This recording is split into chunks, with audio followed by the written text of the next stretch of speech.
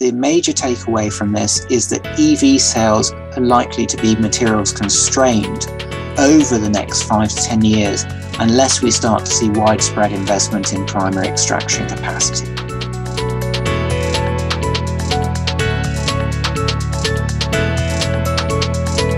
Hello to all tuning in to this virtual presentation, which forms part of our mining investment insights from across the EMEA region. I'm very pleased to be again catching up with Matt Fernley, founder and editor of Battery Materials Review, and also a hedge fund analyst. And we're going to be gaining an insight on battery chemistries and emerging technologies and hearing Matt's view on the key issues and opportunities when looking at investing and interpreting the technologies within this space. So thanks again, Matt, and I'll hand over to you. Thanks, Adam, and good day to everybody. Not quite sure what time of the day it is, but good day seems to cover it. Yes, Adam's introduced me, and I'll just run straight into the presentation. Just the ubiquitous advert on Battery Materials Review, which is a subscription newsletter which covers the battery industry and the battery raw materials industry on a monthly basis. And we also do a monthly podcast, which is free to listen, which is available on iTunes and Podbean. So just running into the battery industry, and this schematic, which admittedly is a little bit busy, looks at the whole of the energy transition. And for us, batteries is very much at the heart of the energy transition, linking into a number of different segments. And obviously battery raw materials is very much at the heart of the battery sector. Now, there are a number of raw materials that we talk about, from lithium to graphite, from nickel to high purity alumina or HPA, and I'm going to talk about most of those in this presentation. So just to talk a little bit about battery chemistries that are in existence at the moment, there are two primary families that are used in electric vehicles. First of all, the ternary battery family. So that's NCM or NCA batteries, standing for nickel, cobalt, manganese, or nickel, cobalt, aluminium. And there are different formulations within this family. So for instance, we look at NCM 523, which was very much the chemistry that was in vogue in 2020 and early 2021. Or NCM 811, which means 80% nickel, 10% cobalt, 10% manganese, which is the highest growth chemistry in the ternary battery industry at the moment. And just to flag that NCM 811 obviously has 60% more nickel than 523. So that's a very important consideration when one is looking at supply-demand balances. Now, LFP batteries are out and out the fastest growing cathode chemistry in the electric vehicle market at the moment. LFP in this context stands for lithium iron phosphate, and basically these are a cheaper formulation which is gaining very significant market share in mass market vehicles, and we'll go into why in a second. And just to flag, in terms of battery chemistries, all batteries in the lithium ion space contain graphite and lithium, notwithstanding whatever their cathode is made of. So just to talk a little bit about the different chemistries and the different properties and how those impact take up in the vehicles. So here what I've plotted is the properties of two different formulations, NCM 811 and LFP. And you can see that effectively the balance of chemistry is used as a bit of a trade-off. So in the ternary battery family, you tend to get high range and fast charging, but much higher cost. And then the LFP family, you tend to get much lower cost and a much better safety environment, but obviously range and fast charging are a little bit more effective. So that is one of the key trade-offs in lithium-ion battery land. Now, what do we think the future chemistry looks like? Well, it's clear based on what's happened in 2021 that LFP as a battery family has gained market share considerably. And in fact, over the course of 2021, we've had a number of announcements from major OEMs, including Tesla, about using more LFP in their mass market chemistries. We feel very much that NCM 811 will dominate the ternary family going forward. And we also see coming in on the edges high manganese batteries, which could be quite important going forward, providing we sort out issues with the high purity manganese supply chain. So just to talk a little bit about the different chemistries and what that does in terms of materials demand on a specific basis. So I've plotted here on these charts the demand in tons per gigawatt hour for different cathode chemistries. And you can see, for instance, for lithium, lithium LCE, so lithium carbonate equivalent demand, is pretty consistent for each of the different chemistries, maybe a little bit lower for LFP batteries. In nickel and manganese, it's much more variable. So we talked earlier about how 811 chemistry has 60% more nickel than a 523 chemistry battery. And indeed, you can see that LFP has zero metal nickel whatsoever. And then in the manganese space, a high manganese battery of the 307 formulation, for instance, has got over a kilogram per gigawatt hour, sorry, a kilogram per kilowatt hour, 1,000 tons per gigawatt hour, whereas the 811 formulation has got considerably less. Just to flag that graphite is pretty consistent across all of the formulations. So what does that actually mean in terms of supply demand then? On these two charts here, I've plotted how the nickel demand and the manganese demand is impacted by using 100% of different cathode formulations. And you can see here that if you used 100% NCM 811, based on our current EV forecasts and using an average 60 kilowatt hour battery size, we're talking about something like 1.3 million tons a year of nickel demand going into electric vehicles by 2030. And given that the current nickel market size is only about 2.4 million tons per year, you can see that that's a really significant impact. Now, obviously, it varies if you go down to the high manganese battery chemistry, and obviously if you use 100% LFP, although we think that's highly unlikely to happen, you'd have no nickel demand. Then on the manganese side of things, if you use a high manganese battery chemistry, that would be 2 million tons per annum of high purity manganese. And given that the current market size is about 50,000 tons a year, you can probably see that there might be an issue supplying that amount of material. But even with the 811 batteries, we're talking a substantial increase, maybe a 5 or 6 times increase in the current market size for high purity manganese. Just talk briefly about anodes and anode chemistry. So the cathode is one side of a cell, and then the anode is the other side. Generally, anodes are made of graphite. In practice, it's generally a mixture between natural graphite and synthetic graphite. You can't really go anywhere and talk about anode chemistry without somebody asking about silicon at the moment. It gets an awful lot of column inches. I think the concerns about silicon are a little bit overdone. Currently, there's less than 5% silicon on average in battery anodes.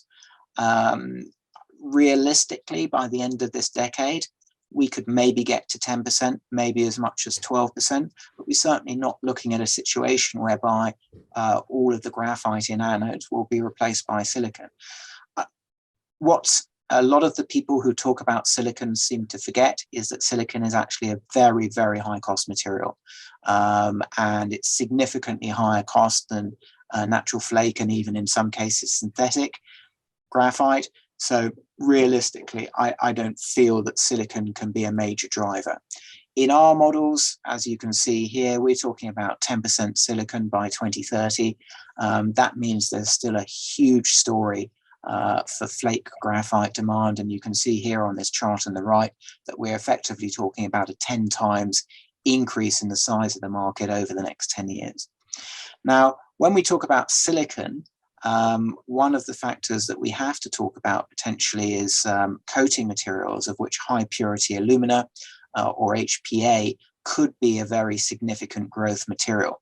The problem with silicon in anodes is that when you pass a current through it, it tends to swell in size. Sometimes it can result in dendrite formation, which is when bits of metallic silicon grow out of the anode and potentially can pierce a separator, leading to short circuits.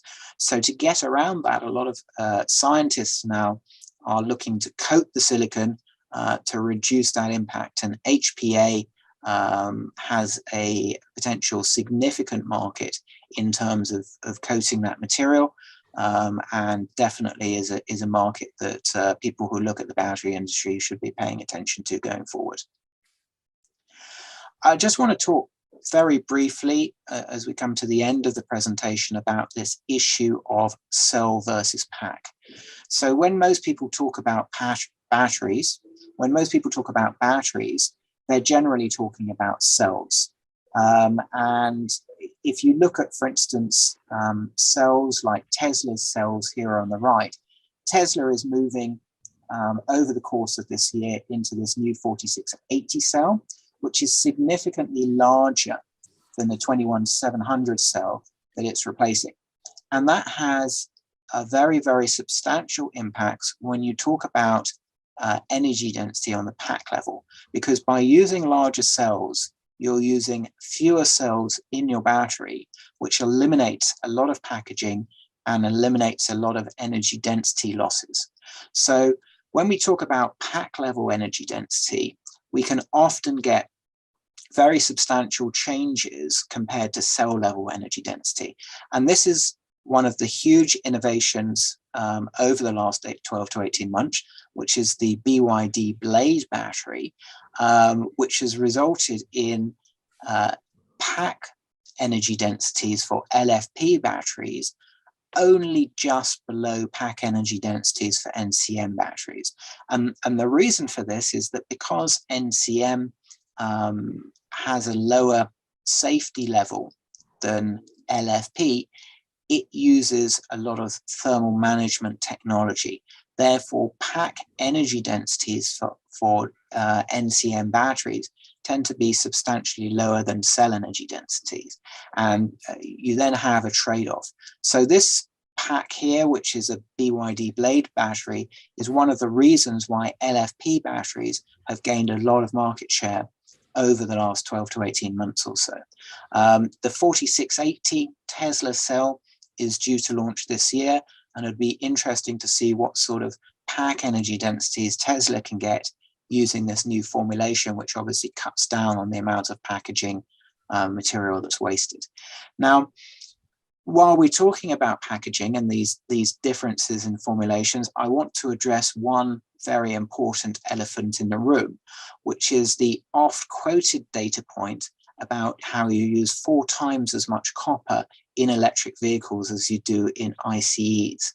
Now, this might be correct for first-generation electric vehicles, which are effectively ICEs with electric battery packs built into them. But it is not correct about modern EVs, which are designed from the ground upwards as electric vehicles. And in fact, we are now pushing to a situation where we have parity between EVs and ICEs in terms of copper usage. We're a little bit away from there for now, but over the next sort of 12, 18 months, maybe 2 years, we will hit that level. So it's very important that investors do not believe sell-side analysts who are often quoting this 4 times figure, which is massively overinflating copper demand in the medium to long term. So just in summary, evolving battery chemistries can have a significant impact on the materials demand growth trends. It's really important, therefore, to stay on top of advancements in cathode and anode technology. As I said in the last slide, factors outside batteries can also impact materials demand trends. One of the things that is a key takeaway from this is that the growth in EV demand, as we all know, is likely to put pressure on the supply chain in a number of major materials segments. And I think the major takeaway from this is that EV sales are likely to be materials constrained over the next 5 to 10 years, unless we start to see widespread investment in primary extraction capacity. And with that, I will hand back to Adam. Wonderful. Thanks, Matt. Really interesting and so much covered in relatively short time as well.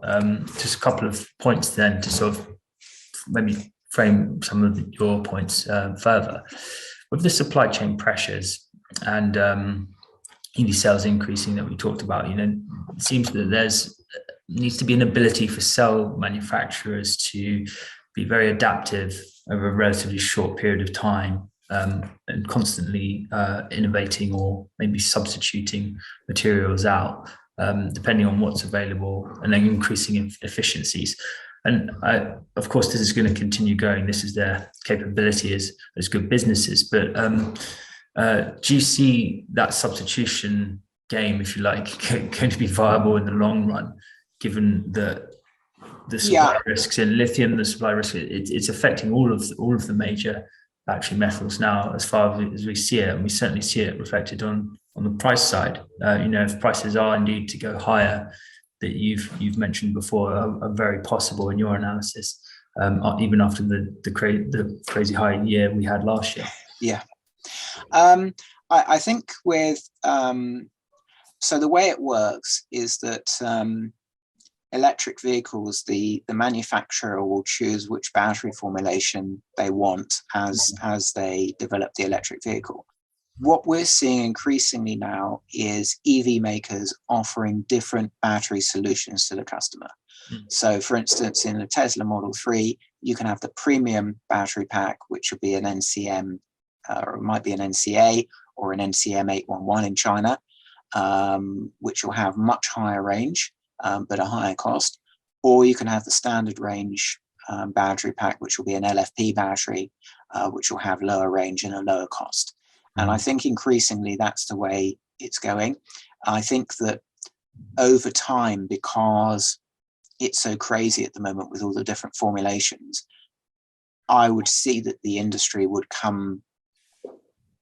thin itself out, would come to sort of maybe 2 or 3 or 3 or 4 different formulations which would dominate. And to some extent, that's what we're doing. If you look at the announced gigafactories now, which I think is up around 250 in the world, you can see what formulations are being built in. So, it's either NCM or NCA or LFP. And, it's probably about 60% ternary, and 30 to 40% LFP, with that dominating in China. So I think that over time, the cell manufacturers will push towards more consistent chemistries, and there'll be less of a choice going around, certainly on the EV side, maybe less so in other applications. But I think, the other thing to be aware of is that battery formulations, they don't just come like that. That they will have, the OEMs and the battery makers will have been doing 2 or 3 years of work testing the battery formulations before they'll adopt it for a new EV. So even though you might not, see it on the surface, a lot of detailed scientific and technical analysis is going in, and engineering analysis is going in to make sure these formulations are viable before they're actually used in an electric vehicle. So, my gut feeling is over time there'll probably be maybe 4 or 5 main formulations, and the industry will go from there. But there's no taking away from the fact that, as I've mentioned before, and we are in a situation whereby supply is likely to constrain sales going forward. Yeah, definitely. It's a tight situation. And on that, do you in your analysis identify any specific battery metals? You talked about high purity manganese being a significant risk. Is that top of your list, or what's the view? Practically wherever I look throughout the metal space, we're looking at a material supply demand imbalance. Yep. So yeah, across the battery material space, I guess the most at risk is high purity manganese, because there is this view in the market that manganese is manganese, whereas the properties required to manufacture high purity manganese for the battery space can be materially different from those required for manganese for the steel industry.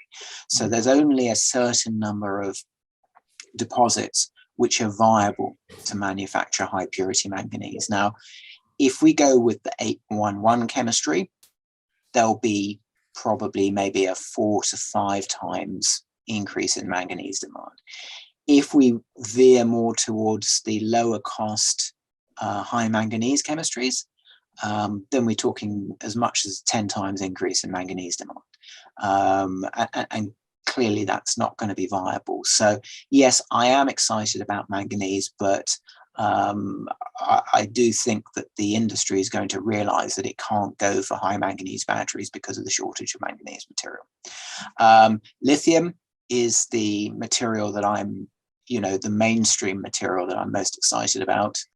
We recently took our EV sales forecast down because of our concerns about lithium supply going forward. So, we really are worried about the supply of lithium, and realistically could expect lithium prices to rise significantly even from these levels. Yeah. And then nickel and graphite, much of a muchness. In nickel, obviously we have this issue about the laterite projects in Indonesia, whether they're going to come on time. My gut feeling is they're going to be delayed, and if they're going to be delayed, that means that there's going to be a gap in the nickel market. And I note that the inventory to price relationship for nickel is starting to get into territory that was last seen in 2006, 2007, when obviously nickel prices were materially higher than they are now. So, very excited in the near term and in the medium term on nickel. And then on graphite, while there is potentially enough supply on the flake end of the business in the near term, there is going to be a huge shortage of supply in the midstream. So spherical graphite outside China is an area which needs very, very substantial investments, and we're just not seeing enough going in at the moment. Yeah. Interesting scenario to see how this is all going to play out. Coming to your point on lithium, it's becoming quite mainstream now, in terms of recognition. Yeah. Relatively speaking, there's a lot of coverage now. Well, you say that there's a lot of coverage, but is it the upstream element? Yeah. I look at the sell side forecast for lithium, and they're still way, way out of the market. So I think people are starting to talk about the gap now, but I think part of the issue is because it's been so long since we had a super cycle. It's been 15 or 20 years. People have got out of the habit of knowing how to forecast prices in a super cycle, and I still don't think consensus price forecasts are even going in the right direction. So I think that will potentially have a big impact on valuations. Yeah.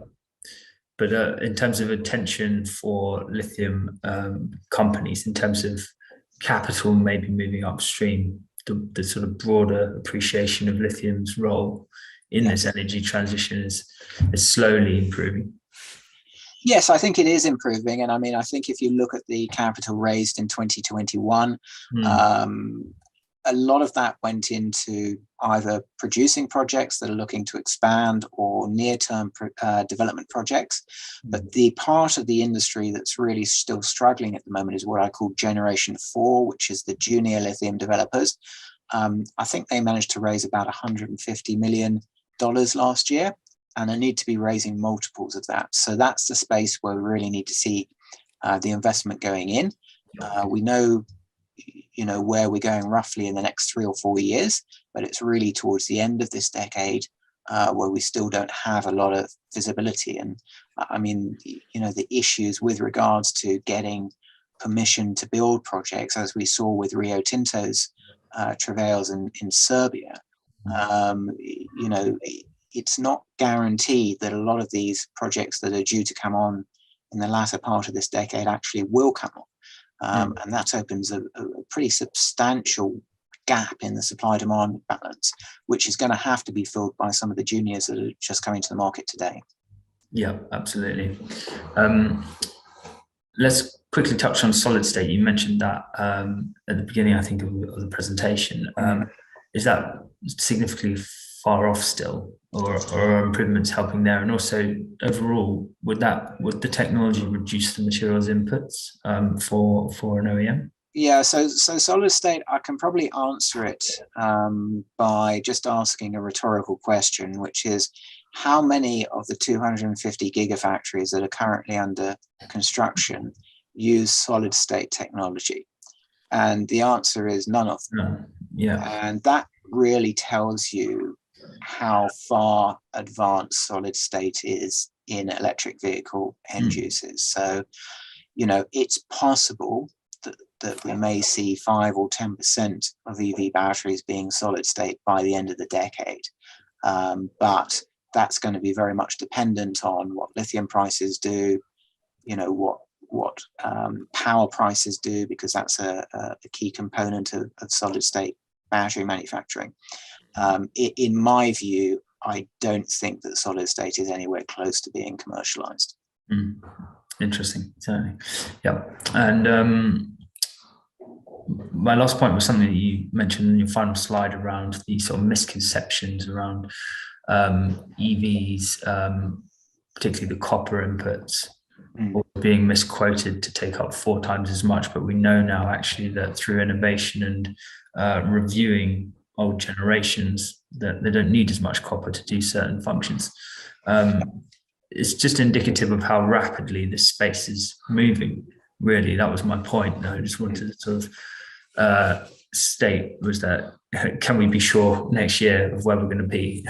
not entirely, but one thing I suppose is for sure is that these material supply risks are apparent.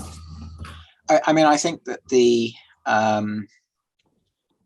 flexibility, the volatility of the technology has been one of the reasons why perhaps maybe the bulge bracket mining companies have not invested in the space up till now. Because obviously, if I'm going to buy a mining project, or if I'm going to build a mining project, I want to have consistency that 20 to 30 years down the line, there's still going to be a market for it. I don't know if we can say 20 to 30 years down the line, there'll still be a market for nickel to this extent. But I think we can generally say that 10 to 15 years down the line, there still will be a market for these sort of things. And I think that's starting to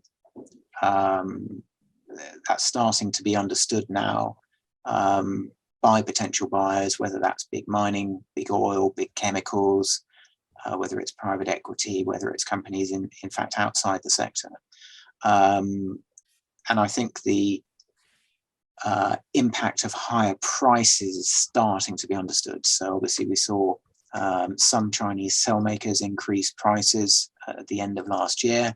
We are seeing the Korean cell makers increase prices at the beginning of this year.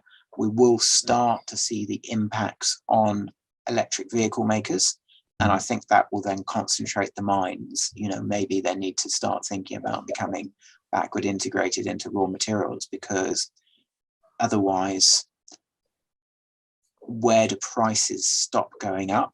And I think to some extent that's a really difficult question to answer, because in a normal market there's elasticity of supply, but in this market where there's strong political pressure on the automakers to go down this route, will there still be the elasticity of supply to the same extent? And if cell prices go up, will the automakers suffer on the margins, or will there be changes to the industry? Perhaps industry ownership structures for electric vehicles is something I talked about in the past, and I think that might be something that automakers end up having to investigate, because of the shortage of raw materials. Realistically, you can only see prices going in one direction for the next little while, and we're just not seeing enough supply coming into the market. Yeah. there you have it. Cell prices did go up at last year, if I'm correct, for the first time in about a decade. That hasn't necessarily been factored into the end cost of electric vehicles, depending on the model, I suppose. But do you see the possibility for OEMs to absorb that price, that cost increase in other elements, such as stripping out, excess copper or? Well, I think to some extent, yes. I mean, even though in the BNEF survey last year, cell prices plateaued, they went up a little bit. Pack prices actually continued to fall. And that's because of pack level savings and the push towards LFP, which is a much cheaper chemistry than ternary. I think it's possible, as we continue to see manufacturing improvements and we see electric vehicle manufacture on a larger scale than we have seen in the past, that we won't necessarily see huge battery price increases or EV price increases in the near term, but I worry that there'll come a point where OEMs can't absorb price increases with efficiency and manufacturing improvements much longer.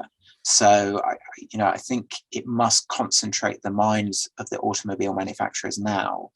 And if an OEM turns around now and finances a raw material project, realistically, it's 3 to 5 years before that project will be in production. So, even if they move now, there's a 3 to 5 year period of margin compression for them potentially. And, that's the issue that the industry has to deal with. Interesting. Well, thank you very much for the insights again, Matt. That's great to get an overview of the chemistries and some of the developments and supply tightness that we're going to see coming in this year. So for more information, of course, viewers, check out Battery Materials Review. And thank you, Matt. Thanks very much.